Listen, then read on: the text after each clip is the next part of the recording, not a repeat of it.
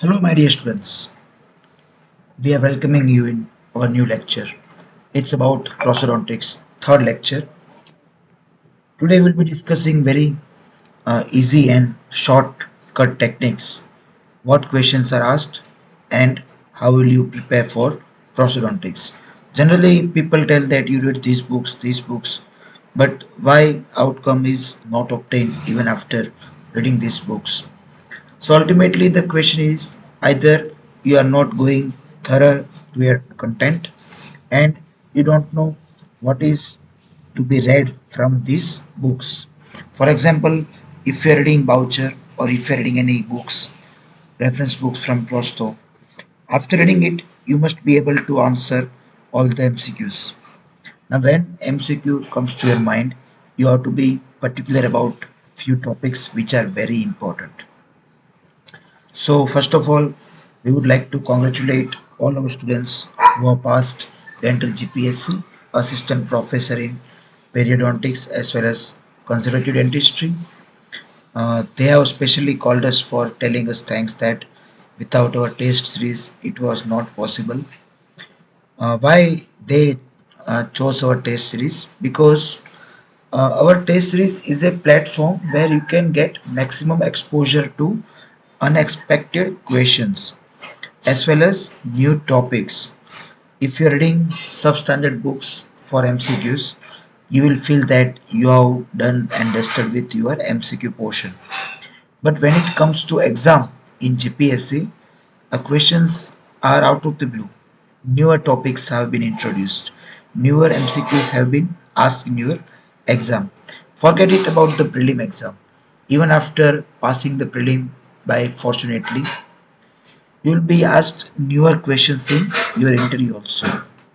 So those who have passed are able to tell something to you. They are telling that you always prepare newer MCQs.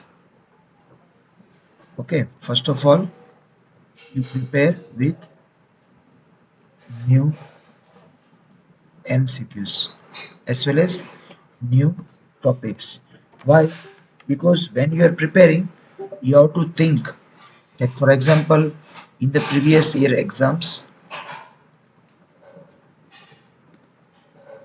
some error is coming. 1 minute.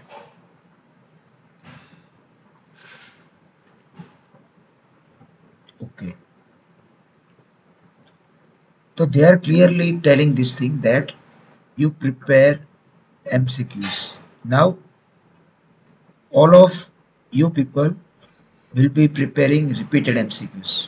Okay, those who are repeated or from reference books like Pulse, Triplet, etc.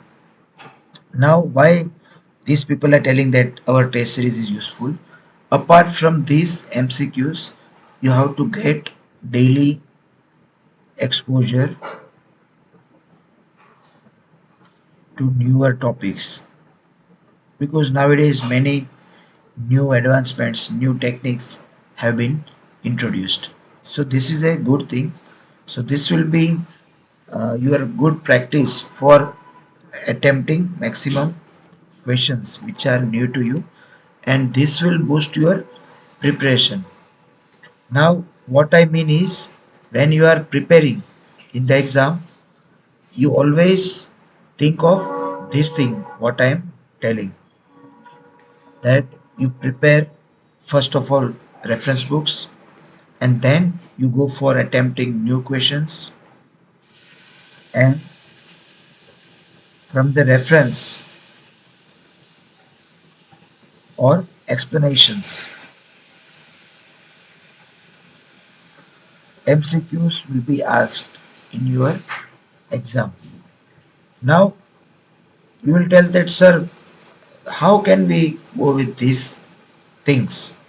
Okay, so you understand this thing what I am explaining you. First of all, regarding pulp regarding pulp treatment modalities, we had calcium hydroxide, MTA. Before that, we had zinc oxide usinol. So now, which are the materials?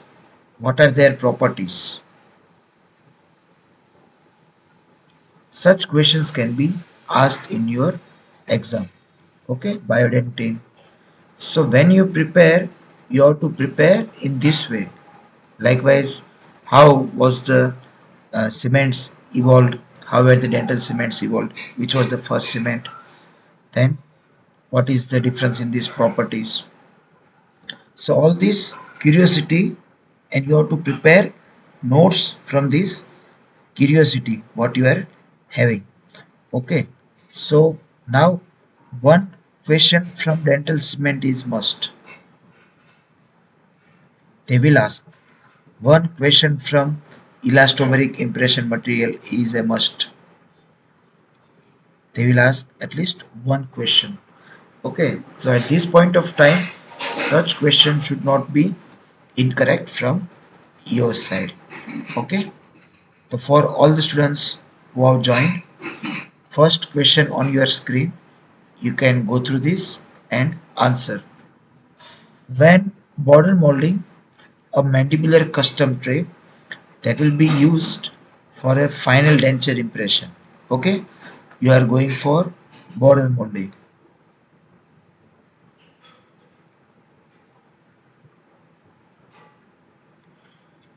and the step is final impression.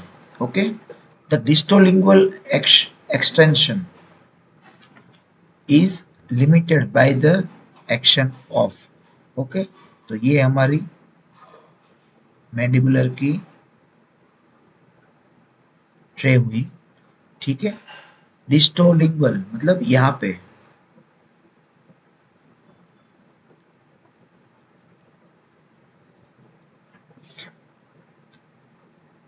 Extension वहाँ पे limit होगी, कोई ना कोई muscle वहाँ पे उसकी डिस्टोलिंगुअल जो सल्कस होता है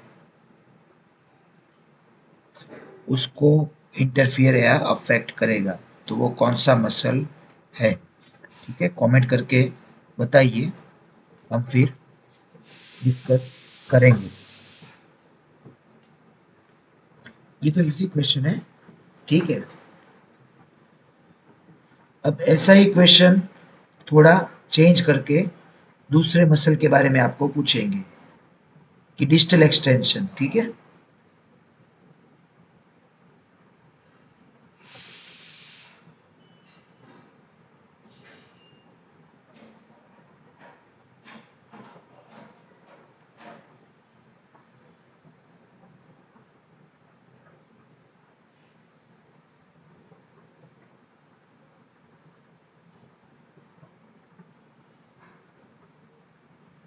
आपको आंसर बताना है, क्या इसका आंसर आएगा.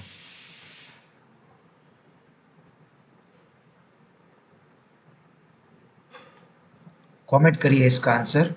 व्हेन बॉर्डर मोल्डिंग, ठीक है, आपने लोअर की जब फाइनल इंप्रेशन ले रहे हो, ठीक है, तो डिस्टोलिंगुअल एक्सटेंशन ये वाला और ये वाला, वहां पे कौन सा मसल अफेक्ट करेगा?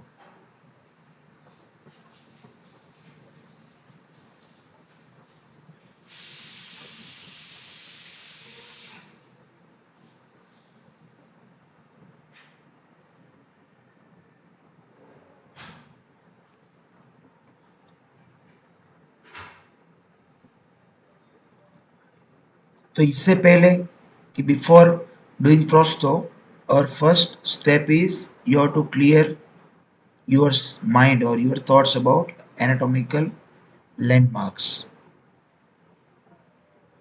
तो आपको कुछ नहीं करना है, ऐसा बड़ा डायग्राम ड्रॉ करना है, फिर आपको सब जगह लेबल कर देना है. ठीक है, तो वो लेबलिंग से आपको अटैचमेंट पता चल जाएगा, मसल कौन सा अटैचमेंट कहाँ पे है. ठीक है, माइलोहाइड कहाँ पे होता है, मेसेटर कहाँ पे होता है, सुपीरियर कंस्ट्रक्टर कहाँ पे होता है. ठीक है, टेरिगोमैंडिबुलर राफे कौन बनाता है,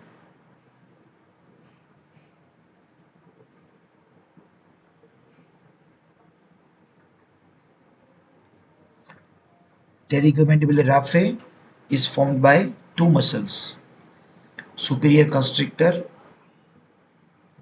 और बक्कल. ठीक है, तो इसका आंसर आप कमेंट कीजिए, फिर हम आगे डिस्कस करेंगे।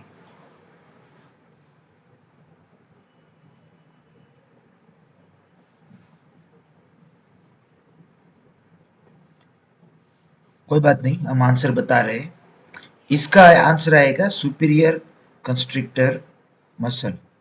ठीक है, अब आपको इजी रहे, ठीक है, आपके नोट्स बनाने के लिए, तो यहाँ पे क्लियर कट दे दिया है। ठीक है, डिस्टोबक्कल तो मेसेटर आएगा, डिस्टोलिंगुअल तो सुपीरियर कंस्ट्रिक्टर। ठीक है, तो उसकी अटैचमेंट जैसे अभी हमने यहाँ पे पूछा था, ये हो गया डिस्टोबक्कल, तो यहाँ पे मेसेटर, यहाँ पे सुपीरियर कंस्ट्रिक्टर। ठीक है, यहाँ पे मेसेटर, तो ऐसे आपको डायग्राम ड्रॉ करके आपको याद रखने के लिए ऐसा समझाना पड़ेगा। ठीक है,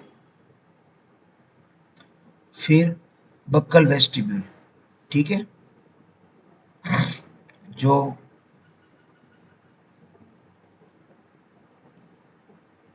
ये जो फ्लैंज एरिया होगा कास्ट पर, जहाँ पे यहाँ रिकॉर्ड करोगे, ये तो इम्प्रेशन है, तो ये जो एरिया रिकॉर्ड होगा ना, वो बक्कल शेल्फ एरिया रिकॉर्ड करेगा। ठीक है, बक्कल शेल्फ एरिया कहाँ पे होता है? कास्ट पर। ठीक है, और वो स्ट्रेस बेरिंग एरिया है। फिर लिंगुअल फ्रीडम। ठीक है, तो लिंगुअल फ्रीडम क्या करोगे? आप टंग की मूवमेंट्स ठीक से करवाओगे यहाँ पे। तो यहाँ कौन सा मसल है? जिनियोग्लोसिस। ठीक है, जिनियोग्लोसिस। फिर मेंटालिस, तो मैंडिबुलर एंटीरियर लेबियल एरिया, ये मैंडिबल की रिम हुई, तो ये वाला एरिया मेंटालिस। फिर रेट्रोमोलर पैड, ठीक है, जहाँ पे इडेंचुलस रीच पूरी होती है और जहाँ तक आपको डेंचर का एक्सटेंशन रखना है। ठीक है, 2/3 रेट्रोमोलर पैड कवर होना चाहिए। ठीक है, वो एक क्यूशनिंग इफेक्ट देता है, सपोर्ट के लिए भी काम आता है, रिटेंशन के लिए भी काम आएगा। और कुछ लोग तो ऐसे बता रहे हैं, जब तक रिटेंशन और सपोर्ट दोनों दे रहा है तो स्टेबिलिटी में भी काम आता है। अलग अलग थॉट्स होते हैं, अलग अलग कंबाइन कर देते हैं। ठीक है, तो यहाँ तक कोई डाउट हो तो मुझे बताइए। आपको इजी हो गया? डिस्टोबक्कल जो आता है कस्टम ट्रे में, ठीक है, वहाँ एक्सटेंशन में मेसेटर मसल आएगा, लिंगुअल में सुपीरियर कंस्ट्रिक्टर। ठीक है, ये आपको याद रखना है। अब आपको ये पूछा जाएगा कि लिंगुअल बॉर्डर जो होती है, जब पेशेंट की इंप्रेशन लेते हैं लिंगुअल बॉर्डर, ठीक है, तब कौन कौन से मसल्स इन्वॉल्व है? तो पेराटोग्लोसस आएगा, सुपीरियर फेरेंजियल कंस्ट्रिक्टर आएगा, माइलोहाइड आएगा, फ्लोर ऑफ द माउथ जो बना रहा है वो, और जिनियोग्लोसिस।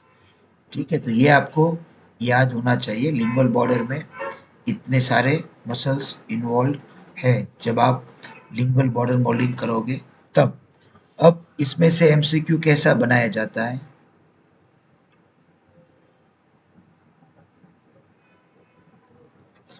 Which muscle is not involve.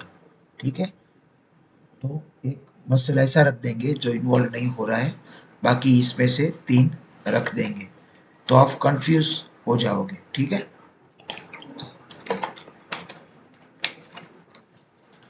इसलिए मैं आपको बता रहा हूँ कि जब भी ये आंसर सॉल्व करते हो तो आप डायग्राम ड्रॉ कर दीजिए,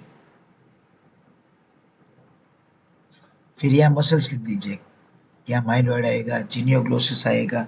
ठीक है, ऐसे मसल्स का नाम लिख दीजिए।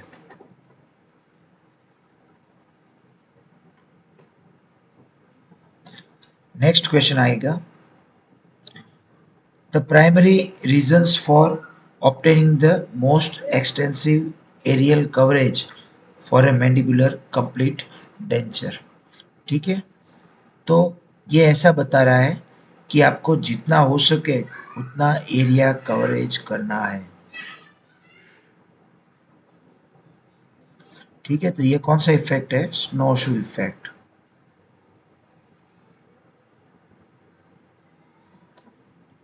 ठीक है, स्नो शू इफेक्ट में ऐसा है कि आप जितना ज़्यादा एरिया कवर करोगे उतना आपका स्टेबिलिटी ज़्यादा रहेगा। ठीक है, तो ये कॉन्सेप्ट से ये लोग को ऐसा बता रहे कि डेंचर का भी जो एरिया है ना, वो जितना हो सके उतना ज़्यादा कवर करना है, लेकिन लिमिट में। ठीक है, अपर में क्या होता है, आप ज़्यादा डेंचर यूज़ करोगे तो वेट बढ़ जाएगा।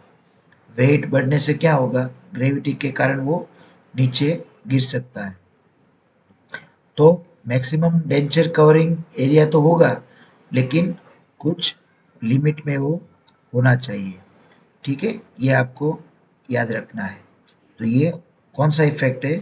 ये हो गया आपका स्नो शू इफेक्ट। ठीक है, तो आपको ये पूछा जाएगा कि स्नो शू इफेक्ट क्या है। अब उसका आंसर बताइए। आंसर क्या आएगा? प्राइमरी रीजन क्या है मोस्ट एक्सटेंसिव कवरेज का?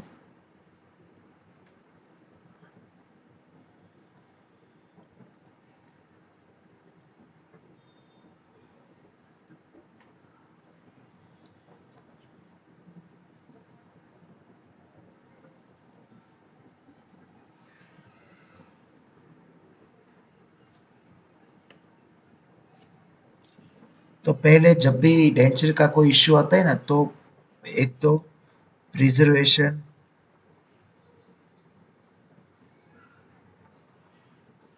Of what remains.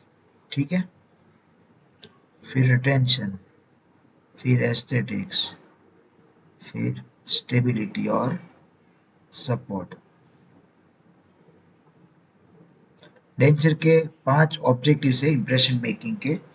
ठीक है, अभी कहीं ना कहीं डेंचर में कोई भी क्वेश्चन जो आपका होता है ना, वो अगर पूछा जाए कि ये क्यों करते हो, वो क्यों करते हो, तो ये 5 में से कोई आंसर आएगा। तो यहाँ लिखा है primary reasons for obtaining most extensive areal coverage. ठीक है, सबसे ज़्यादा एवरेज करना है। तो इसमें से आपको जो ये 5 में से आंसर लग रहा है ना, वो आपको आंसर टिक करना है।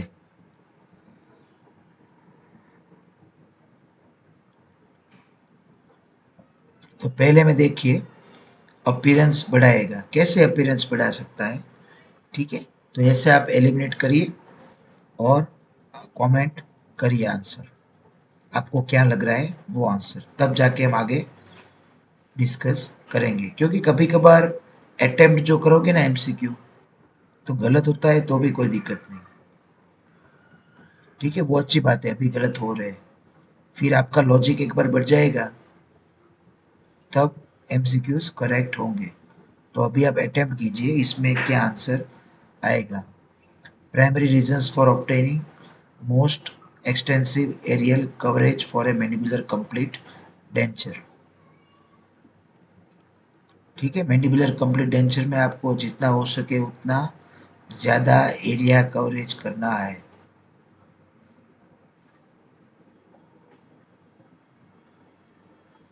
उसका मेन एम क्या है?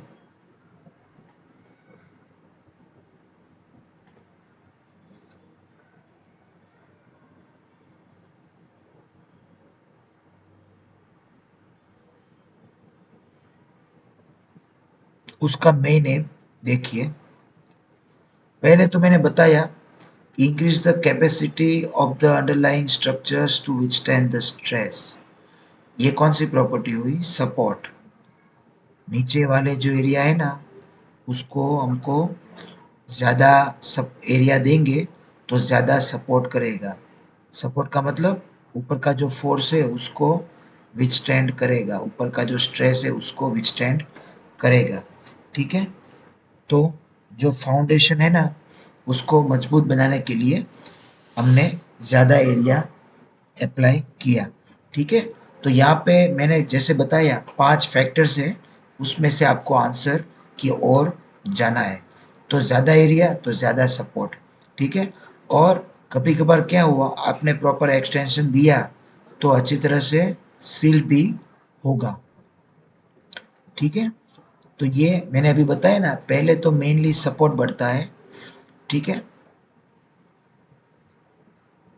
और दूसरे सेकेंडरी फीचर्स उसके रिटेंशन भी है, उससे सील हो जाएगा।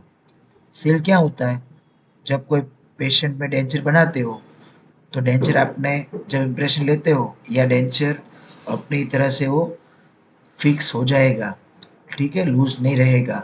उसका मतलब क्या हुआ कि उसकी जो पेरिफेरी है वहाँ पे प्रॉपर वो सील अचीव करता है डेंचर, ठीक है।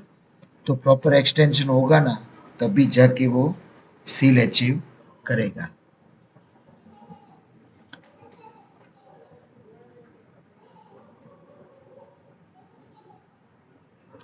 Next question, a 62 year old male patient, ठीक है। तो आपको ये हैबिट होनी चाहिए, as 62 M, which chief complaint of whistling, ठीक है। तो स्पीच में विसल हो रहा है, डेंचर नहीं आया है। फिर आपने देखा कि सेवरल सोर स्पॉट्स, ठीक है, रुगाई पर स्पॉट्स है, कौन से, सोर, ठीक है। फिर आता है VDO and occlusion are to be correct. तो वीडियो सही है, वर्टिकल डायमेंशन एंड ऑक्लूजन, और ठीक है वो दोनों सही है, ऑक्लूजन भी सही है, ठीक है। तो यहाँ पे देखिए, ये लोग ही आपको आंसर की ओर ले जा रहे हैं। पहले तो आपने बेंच जैसे बताया ना, जो जो इम्पोर्टेंट पॉइंट्स है वो लिखना है। पहले एज लिखी, फिर डेंजर नया है, फिर स्पॉट्स है, सॉन्स कौन से, सौर स्पॉट्स है रुगाई पर, ठीक है। और मैक्सिलरी डेंचर बेस, उसका एडेप्टेशन सही नहीं है। तो नीचे जो डेंचर बेस है ना मैक्सिला, वो ठीक से बैठता नहीं है, फाउंडेशन, ठीक है, या एडेप्टेशन, फाउंडेशन नहीं बोलेंगे, एडेप्टेशन, ठीक है, वो ठीक नहीं है। तो मैंडिबुलर डेंचर इज इमीडिएट, ठीक है। तो मैक्सिला में फाउंडेशन ठीक नहीं है, एडेप्टेशन, और मैंडिबुलर में ना इमीडिएट डेंचर है। इमीडिएट किसको बोलते हैं, दांत निकाल दिया और तुरंत डेंचर बना दिया, ठीक है। द पेशेंट्स में have implants for a mandibular और डेंचर, ठीक है।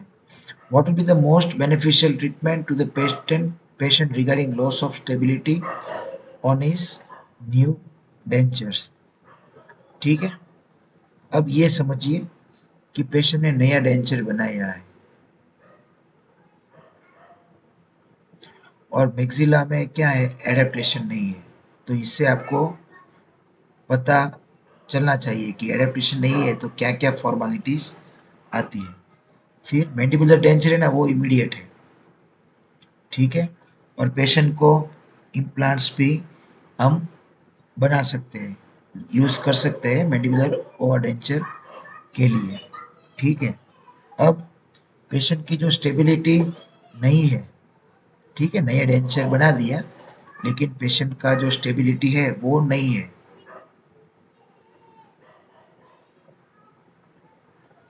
तो हम कौन सा अप्रोच करेंगे, ठीक है। तो पहले तो ये है कि नया बना दो या फिर रिलाइनिंग कर दो, ठीक है।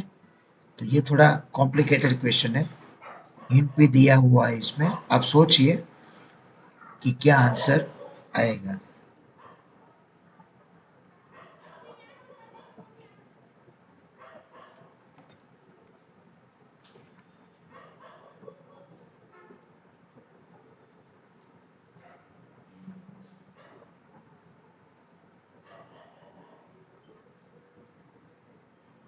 एक तो स्पीच में प्रॉब्लम है, फिर स्टेबिलिटी में प्रॉब्लम है, फिर उसको ओवर डेंचर बनाना है इम्प्लांट वाला। तो उसका मतलब अब तो डेंचर जो होगा वो परफेक्ट होना चाहिए।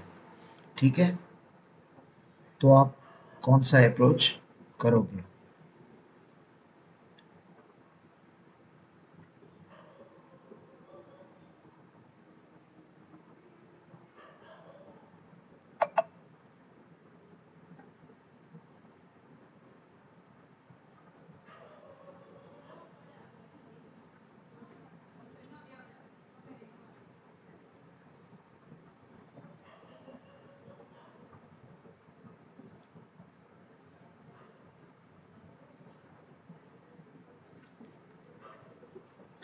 पहले तो नया बनाओगे या नहीं बनाओगे वो समझ लो, क्योंकि एक बार तो डेंचर बना दिया है।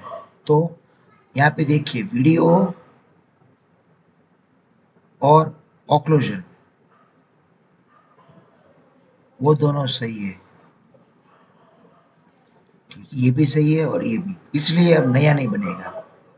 ठीक है, ये जब सही होता है ना, तब रिलाइन करना पड़ता है। ठीक है, और ये गलत हुआ, वीडियो और ऑक्लूजन, तब जाके नया बनाना पड़ेगा। ठीक है, यहाँ पे लिख लो, वीडियो वर्टिकल डायमेंशन और occlusion normal, then only you can go for reline। और रिलाइनिंग की एक कंडीशन ये भी है कि रिलाइनिंग करना हो तो वीडियो और ऑक्लूजन सही होना चाहिए। ठीक है, तो ऐसे आपको याद रखना है। तो अभी क्या होगा, मैक्सिलरी का जो डेंचर का एडेप्टेशन था ना, वो गलत था। ठीक है, तो यहाँ पे आपको मैक्सिलरी डेंचर को रिलाइन करना पड़ेगा। ठीक है, तो ये आपको कोई सिखाएगा नहीं। ठीक है, जब वर्टिकल डायमेंशन और ऑक्लूजन ये दोनों नॉर्मल होंगे तो आपको नया डेंचर नहीं बनाना है, रिलाइन। और ये दोनों गलत है तो न्यू डेंचर बनाना पड़ेगा। ठीक है, तो ऐसे ही आपको नोट्स में ऐड कर देना है। ठीक है, फिर next question, all new dentures should be evaluated. कब आपको इवेल्युएट करना है? ये तो मगअप करना पड़ेगा, ये कोई लॉजिक नहीं है। ठीक है, कब इवेल्युएट करना पड़ेगा?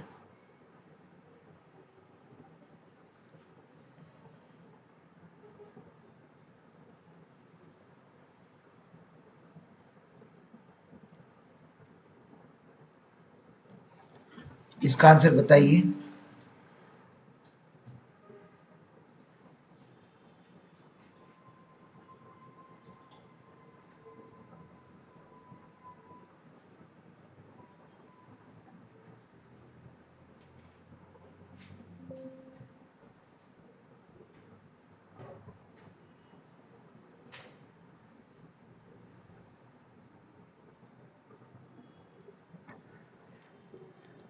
कुछ आंसर्स ऐसे होते हैं जो आपको याद रखने होते हैं। ये नए डेंचर जो होता है वो कब इवेल्युएट करेंगे?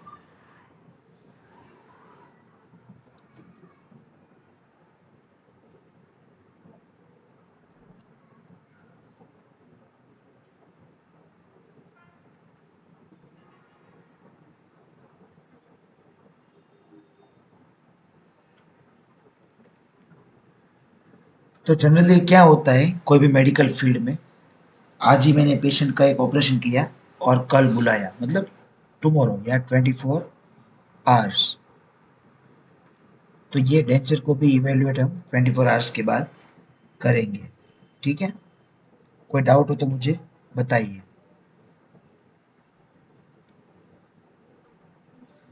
नेक्स्ट क्वेश्चन आया, इनएडिक्वेट वर्टिकल डायमेंशन ऑफ ऑक्लूजन। ठीक है, तो यहाँ पे आपको दो चीज़ लिखनी है, वीडीओ बढ़ता है, वर्टिकल डायमेंशन बढ़ता है, और वर्टिकल डायमेंशन कम होता है।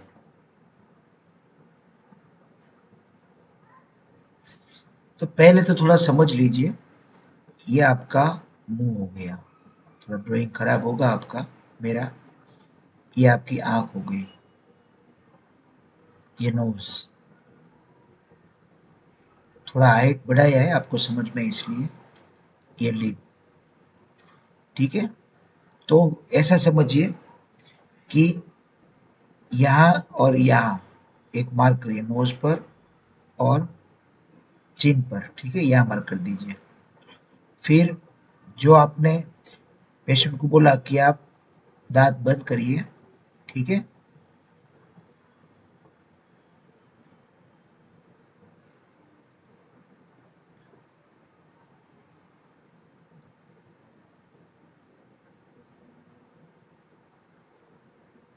ये नाक का पॉइंट और चिन का पॉइंट, ठीक है। तो जब पेशेंट ने मैक्सिमम इंटरकस्पेशन किया या बाइट किया, ठीक है, तब जो डायमेंशन आएगा वर्टिकल डायरेक्शन में, वो मेजर करेंगे स्टेबल लैंडमार्क से। नोज को लिया और चिन को लिया, ठीक है। तो वो जो आता है वो बोलेंगे वर्टिकल डायमेंशन एट ऑक्लूजन, ठीक है। पेशेंट ऑक्लूजन के टाइम कितना डायमेंशन आ रहा है वो आपको चेक करना है, ठीक है।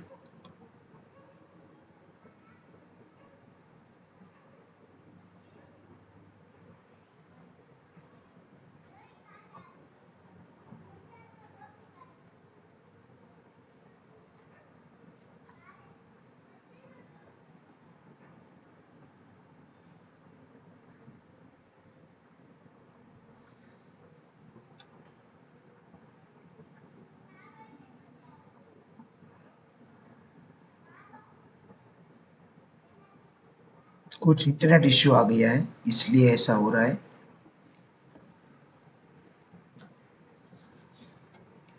फिर पेशेंट को बोलिए कि आप रिलैक्स पोजीशन में रहिए, ठीक है। तो वर्टिकल डायमेंशन एट रेस्ट आएगा।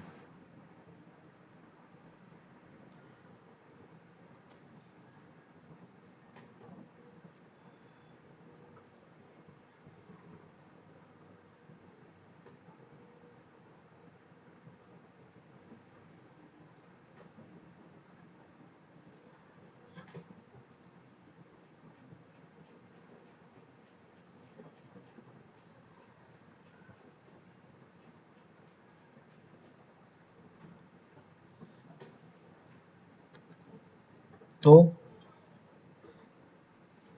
वीडी इंक्रीज होता है और डिक्रीज होता है वीडी, ठीक है। तो ये वीडी की क्या बात है, दो स्टेबल पॉइंट ले लीजिए नोज पर और चिन पर।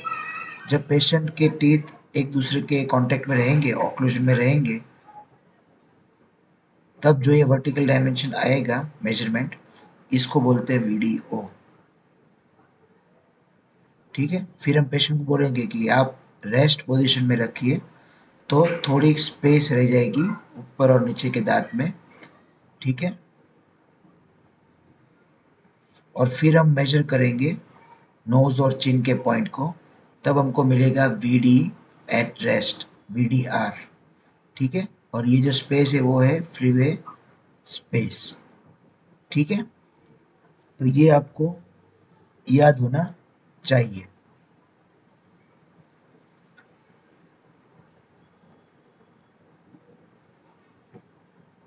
ठीक है। तो ये वी डी इनएडिक्वेट है, मतलब ये इंक्रीज्ड वी डी है ओ, और ये डिक्रीज्ड वी डी हो, ठीक है। तो डिक्रीज्ड वीडियो में क्या क्या फीचर आता है और इंक्रीज्ड में, वो आपको क्लियर कट याद होना चाहिए, ठीक है। तो इंक्रीज्ड वीडियो जब होता है ना, तब सारी चीज़ें बढ़ती है, टेंशन बढ़ता है, स्ट्रेस बढ़ता है, तो टीएमजे पर प्रॉब्लम रहेगा, ठीक है। क्लिकिंग साउंड आएगा टीएमजे का, ठीक है। पेशेंट को पेन होगा खाने के बाद, ठीक है। फिर मसल फटीग हो जाएंगे क्योंकि उसको दिक्कत हो रही है और वीडी कम होगा, तब क्या क्या होगा? तो एक तो जो एंगल ऑफ माउथ होगा उसमें थोड़ा अल्सरेशन या एंगुलर चिलाइटिस हो सकता है। ठीक है, तो ऐसे आपको कोरिलेट करना है। ठीक है,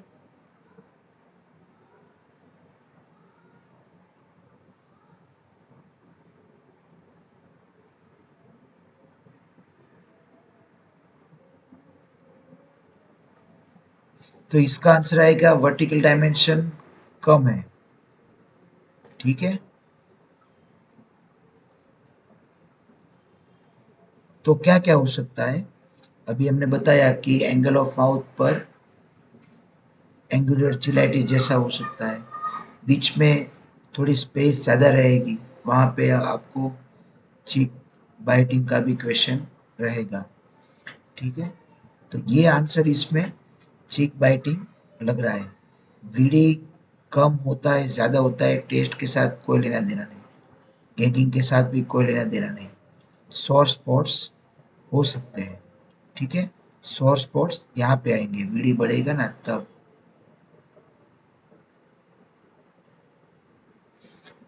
तो इसका आंसर आएगा चीक बाइटिंग। ठीक है,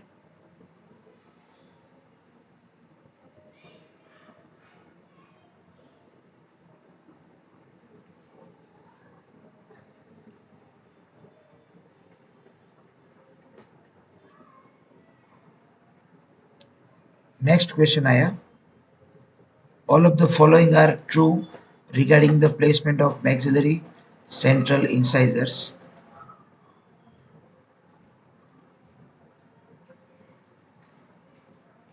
In the complete dentures except one, which one is the exception?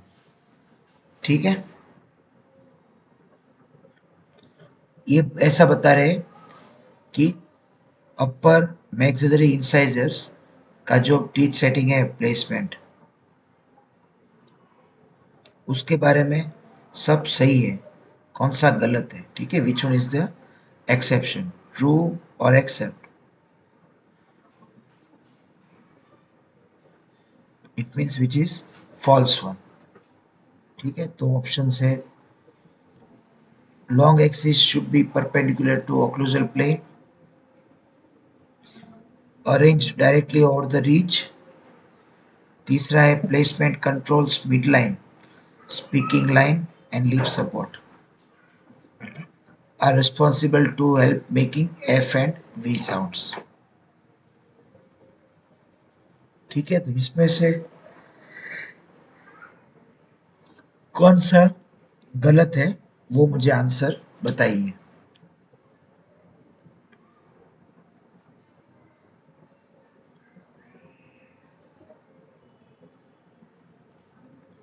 तो अगर आपने टीथ सेटिंग किया होगा, ठीक है, ये कास्ट होती है। ठीक है, यहाँ पे आप सोचो कि रीज है, तो आपको तो पता ही है कि रिजॉर्प्शन जब होता है ना,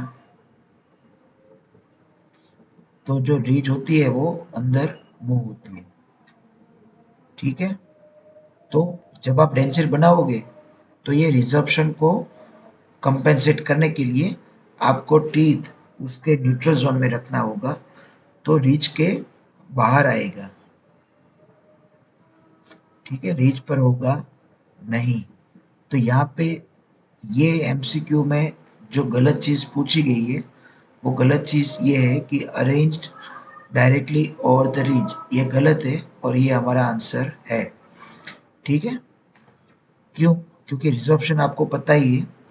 ठीक है, क्या होता है? रिजॉर्प्शन अंदर जाता है, जो बोन साइज होती है, जो साइज, वो श्रिंक होता है।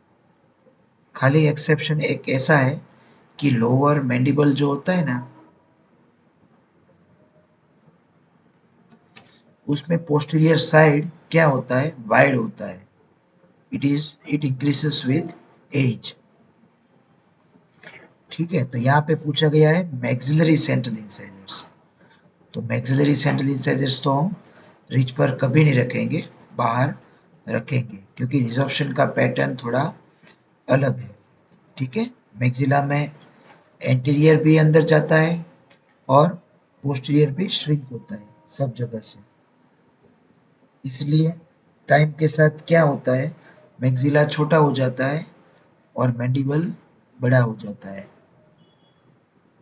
ठीक है, due to resorption pattern.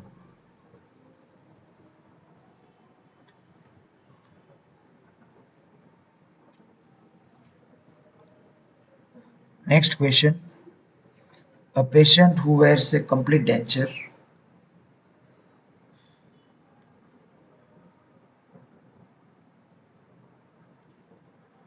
complains of a burning sensation in the palatal area of his or her tooth.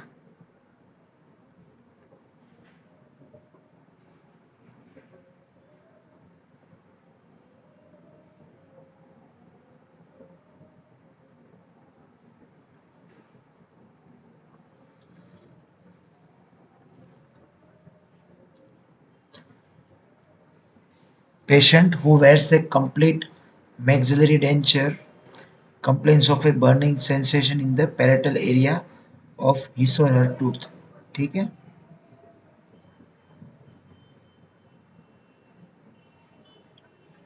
तो क्या दिक्कत होगा और कहाँ पे ज्यादा प्रेशर आता होगा? तो पैलेटल जो एरिया है वहाँ पे बर्निंग सेंसेशन हो रहा है, और मैक्सिलरी डेंचर है वो कौन से एरिया पर अफेक्ट करेगा ये समझिए। तो पीपीएस पर अफेक्ट करेगा तो वो तो अच्छी बात है, ज़्यादा प्रेशर आएगा तो रिटेंशन ज़्यादा आएगा। ये हमारा आंसर होगा या नहीं सोचिए। मैं तो आपको भी हिंट दूंगा, बाद में ही आंसर बताऊंगा। फिर आएगा इंसिसिव फोरामेन, उसमें से क्या निकलता है और क्या उसमें से दिक्कत होगा? Palatal mucosa. ठीक है, तो पैलेटल म्यूकोजा पर ज़्यादा प्रेशर होगा तो क्या क्या हो सकता है, और हेमिलर नोच। कमेंट करिए आंसर, फिर हम आंसर डिस्कस करेंगे।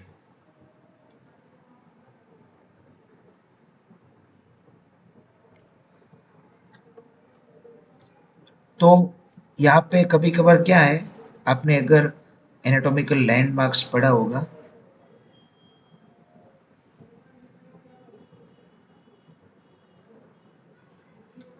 कौन कौन से रिलीफ एरियाज है। अब अलग अलग बुक्स में अलग अलग लिखा होगा, लेकिन नल्ला स्वामी ने ये दिया है, इंसिसिव फोरामेंस। इसमें से ब्लड वेसल्स और नर्व्स निकलते हैं।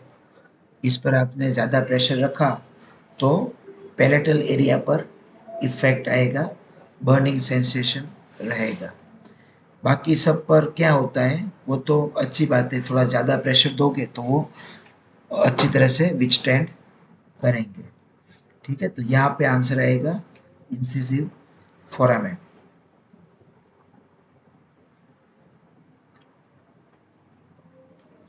तो यहाँ पे एक्सप्रेशन में दिया हुआ है बर्निंग सेंसेशन आएगा, ठीक है, मैंडिबल में तो मेंटल फोरामेन पर आएगा।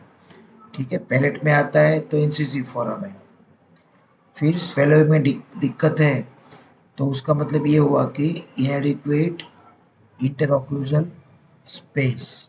ठीक है, डिक्रीज्ड इंटरऑक्लूजल स्पेस, इसका मतलब ये हुआ कि increased vertical dimension at occlusion.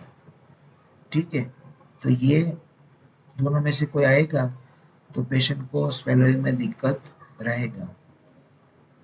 ठीक है,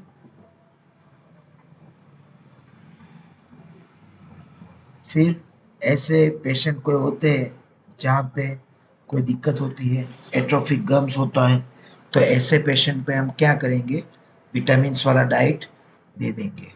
ठीक है, ये आपको याद रखना है।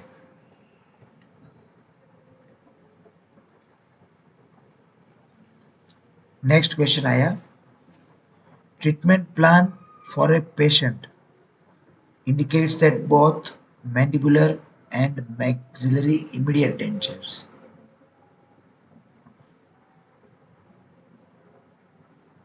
are to be fabricated. तो कौन सा आइडियल वे है?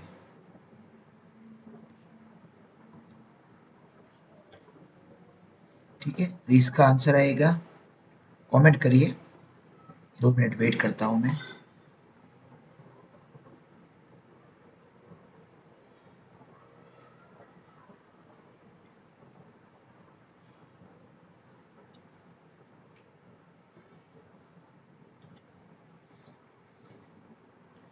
इसका आएगा कि आप क्यों अलग अलग बनाओगे, एक साथ ही वो बनाना है। ठीक है, नेक्स्ट क्वेश्चन, एब्यूज्ड टिश्यूज, जो टिश्यूज परेशान हो गई है चोट लगने से, इरिटेशन होने से, उसको बोलते हैं एब्यूज्ड टिश्यूज। वो आपके डेंचर में एब्यूज्ड टिश्यूज है और उसमें पहला कौन सा स्टेप आएगा ट्रीटमेंट में, वो आपको बताना है। The first step in this treatment. ठीक है,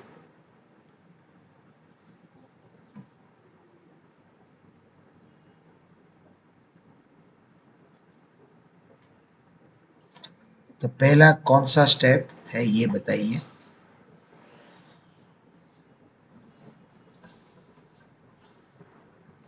एब्यूज टिश्यूज है, ठीक है, और डेंचर्स तो है पेशेंट के पास, उसमें पहला स्टेप।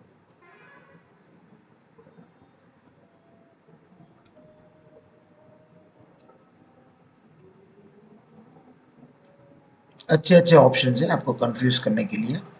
पहले तो यहाँ पे लिखा है कि fabricate a new set of dentures, तो वो थोड़ी कभी आप बनाओगे। कोई पेशेंट आता है कि डेंचर में दिक्कत है, तो नया तो थोड़ी बनाना पड़ेगा। ठीक है, तो क्या क्या कर सकते हो। ठीक है, तो यहाँ पे आंसर है एडुकेट द पेशेंट। तो ये थोड़ा कॉम्प्लिकेटेड क्वेश्चन है। इसमें ऐसा है कि पहले आपको आईसी मतलब इंफॉर्मेशन देना होगा पेशेंट को, फिर एडुकेट करना पड़ेगा। ठीक है, तो एडुकेशन से क्या होता है, आप प्रॉपर हिस्ट्री लोगे और हिस्ट्री से आप पेशेंट को समझाओगे कि क्या क्या करना है, कैसे होगा, ये क्यों होता है। ठीक है, ये सब यहाँ पे लिखा हुआ है कि कैंडिडा एल्बिकन्स है, वो भी हो सकता है एब्यूस्ड है, इसलिए ये भी करिए। तो पहले आपको समझाना है।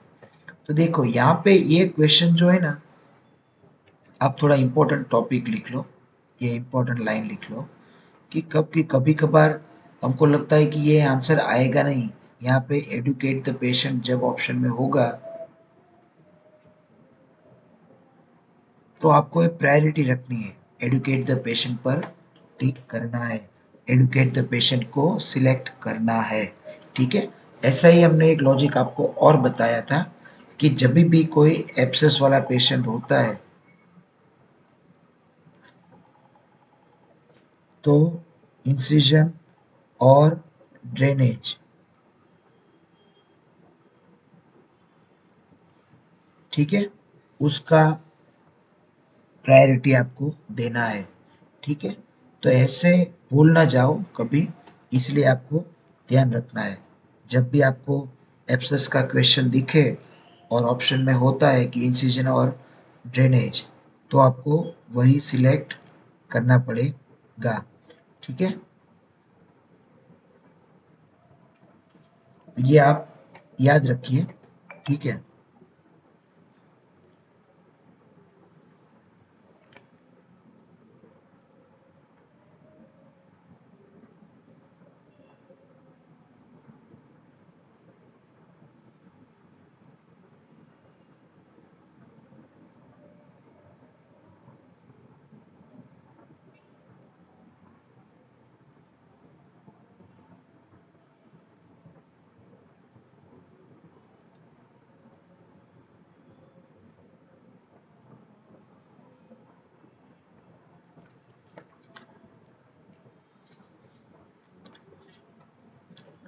ठीक है, तो ये कहीं ना कहीं आपको ये चीज आपको लिख लेनी है। ठीक है, एब्सेस वाला क्वेश्चन होता है और नीचे ऑप्शन है इंसिजन और ड्रेनेज, तो यही आंसर आएगा।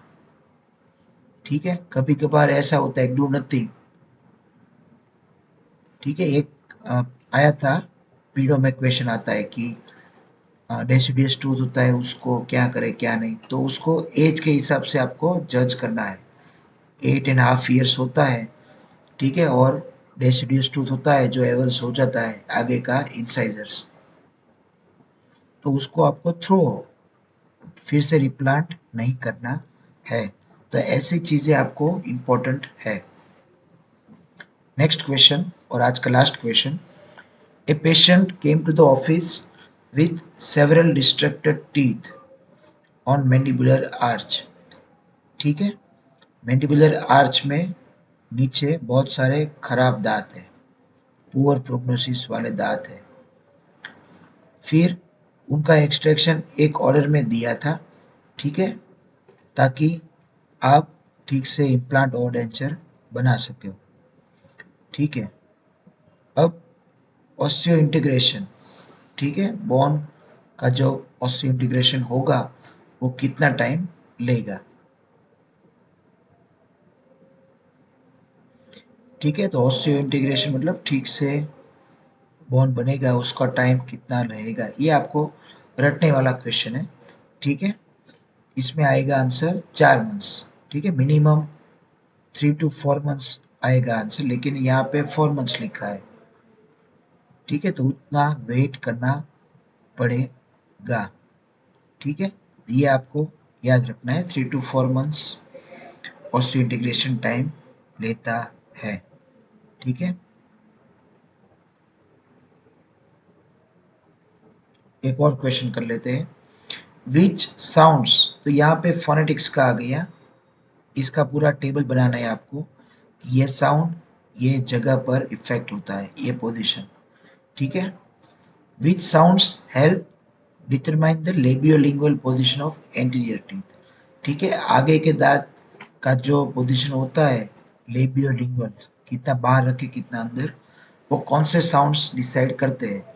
तो कभी कभार क्या होता है, ये जब बोलोगे ना आप ये साउंड्स, एस बोलिए, स, तो आप देखोगे कि अपर के टीथ का कोई रोल है ही नहीं।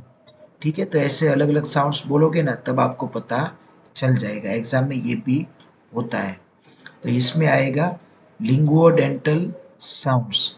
ठीक है, दिस, दैट और दोज। ठीक है, तो यहाँ पे क्लियरली लिखा हुआ है कि फ्रिकेटिव साउंड्स या लेबियोडेंटल साउंड्स, फ, व, फ, ठीक है, वो कौन सा करते हैं, इंसाइजल एज को डिटरमाइन करता है। ठीक है, तो यहाँ पे लिख लीजिए एफ, वी और फी, तो एज। फिर लिंगुओ एल्वियोलर साउंड्स कौन कौन से, एस, जेड एटसेट्रा। ठीक है, वो क्या करेंगे, वो वर्टिकल लैब, ठीक है, और वर्टिकल लेंथ और ओवरबाइट या वर्टिकल ओवरबाइट कितना रखना है वो डिसाइड करेंगे। और लास्ट में जो हमने जो भी बोला, ठीक है, लिंगोडेंटल साउंड्स, ठीक है, उसमें से कौन कौन से आते हैं, दिस, दैट एंड दोस। ठीक है, वो क्या डिसाइड करेंगे, वो डिसाइड करेंगे लेबियो लिंगुअल पोजीशन।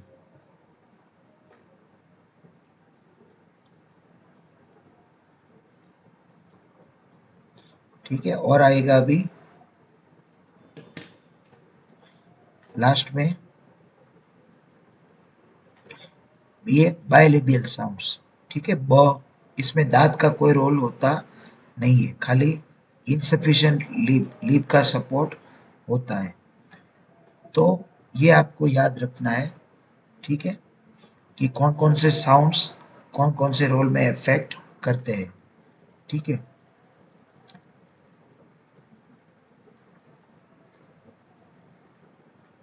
और यहाँ पे लिखा है कि एस साउंड पेशेंट बोलता है और थ जैसा हो जाता है। ठीक है, तो उसका मतलब ये हुआ कि जो इंसाइजर टीथ है ना वो पैरेटली प्लेस किया हुआ है, या पैलेट थिक है। ठीक है, तो यहाँ पे अलग अलग साउंड्स और अलग अलग इफेक्ट वो आपको टेबल अच्छी तरह से बना देना है। ठीक है, तो ये आपको याद होना चाहिए एग्जाम में, क्योंकि ये कोई ना कोई क्वेश्चन तो आएगा ही आएगा स्पीच और फोनेटिक्स से रिलेटेड। ठीक है, तो ये भी आपको याद रखना है, टीथ बहुत लिंगुली रखे तो जो टी होगा ना वो डी हो जाएगा। ठीक है, फिर लेबिली रखा तो डी आवाज है वो टी आ जाएगा। ठीक है, तो ऐसे आपको आपके नोट्स में लिख देना है। ठीक है, आज के लेक्चर में कोई डाउट हो तो हमको कमेंट करना। ये जो लेक्चर है वो हम आपको रिकॉर्डेड कर दिया है और हम जल्दी से यूट्यूब पर रख देंगे। ठीक है, तो यूट्यूब पर आपको जाकर देखना है। हमारी ये वेबसाइट है, इस पर आपको unlimited test series, dental GPSC की नोट्स, नीट एमडीएस की टेस्ट सीरीज, उसके भी अच्छी तरह से बुक्स, बेस्ट हमने कंपाइल नोट्स बनाए हैं, आपको नीट एमडीएस में भी काम आएगा, डेंटल जीपीएससी में भी काम आएगा। कोई भी इंटरव्यू में जाओगे तो भी ये कंटेंट बहुत काम की चीज़ है। अगर आप ऐसे डिस्क्रिप्टिव आंसर देना देना सीख गए तो आपका इंटरव्यू पक्का। ठीक है, तो गाइस हमारी वेबसाइट जो है वो आपकी स्क्रीन पर है। एप्लीकेशन जो है वो है A to Z online exam coaching app. ठीक है, A to Z exam online coaching app, थोड़ा कॉम्प्लिकेटेड नाम रखा है, A to Z online exam coaching app. ठीक है, तो guys it's time for telling you bye bye. कोई डाउट हो तो हमको कमेंट करना, व्हाट्सएप भी आप कर सकते हो। आज के लिए इतना काफ़ी है। Thanks for watching us, have a nice time and good night.